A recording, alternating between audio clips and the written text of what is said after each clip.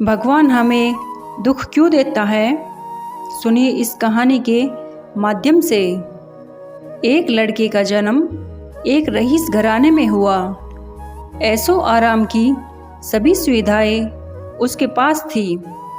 उसको कुछ भी करने की आवश्यकता ही नहीं थी और वो यह करता भी था, यानी वो कुछ भी नहीं करता था।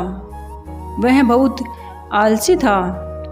उसको बचपन से काम करने की आदत नहीं थी।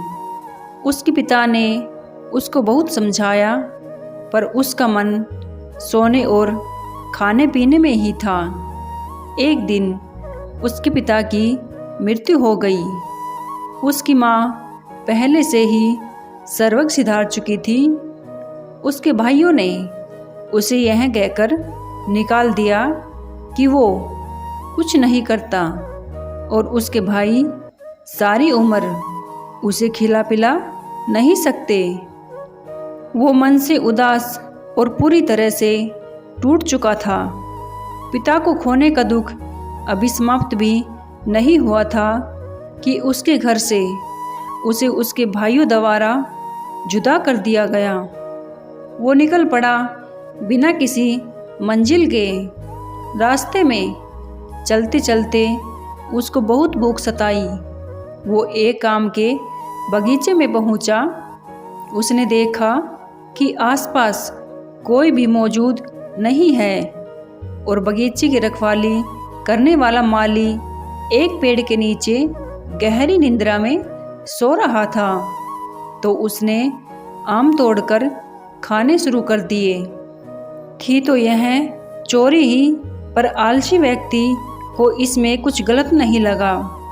अभी तो उसने 2 आम चखे ही थे कि तभी बगीचे की माली ने उसे देख लिया।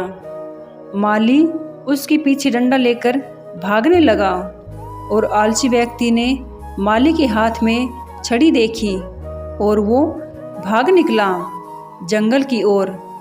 जंगल बहुत ही घना था।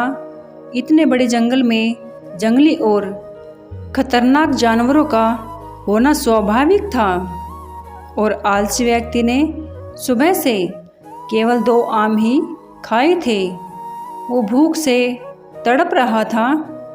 उसने देखा कि जंगल में कुत्ता है। उसने देखा कि उस कुत्ते की 2 टांगे हैं।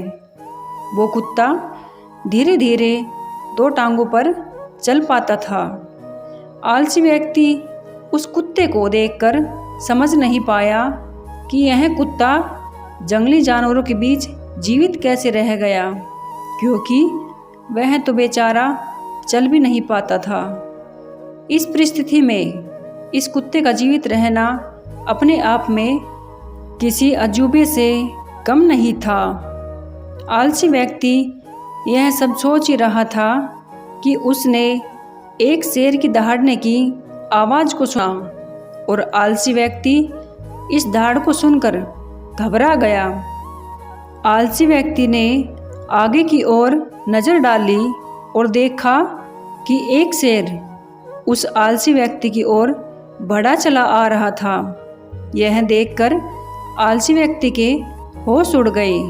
वह घबरा कर एक पेड़ के ऊपर चढ़ गया।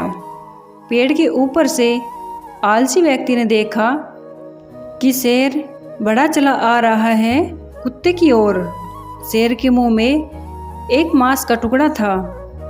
शेर के डर से सभी जानवर भागकर कहीं छुप गए, पर वो 2 टांग वाला कुत्ता सक्षम नहीं था भागने को। वो बेचारा तो ठीक से चल भी नहीं पा रहा था। भागना तो बहुत दूर की बात है। आलसी व्यक्ति ने भगवान से प्रार्थना करनी शुरू कर दी। हे भगवान, इस मासूम जानवर को बचा लो। शेर इसे खा ना जाए। लेकिन जो अगले पल हुआ वो हैरान करने वाला था। शेर के मुंह में जो मांस का था उसको वह लंगड़े कुत्ते के पास छोड़कर आगे चल दिया और आलसी व्यक्ति भगवान के उस चमत्कार को देखकर बहुत प्रसन्न हुआ। आलसी व्यक्ति ने मन ही मन सोचा कि किसी ने उससे कहा था कि भगवान सब कुछ करते हैं, तो उसको तो कुछ भी करने की आवश्यकता ही नहीं है। भगवान ने उसको जन्म दिया है तो उसके बारे में कुछ तो सोचा ही होगा।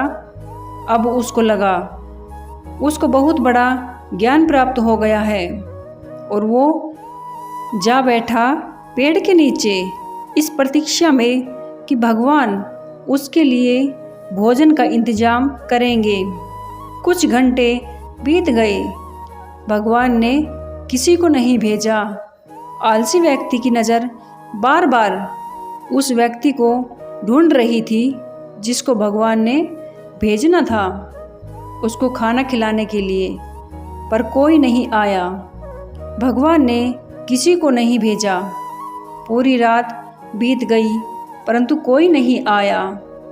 अब वो कब तक इंतज़ार कर सकता था। उसके सब्र का बांध टूट गया।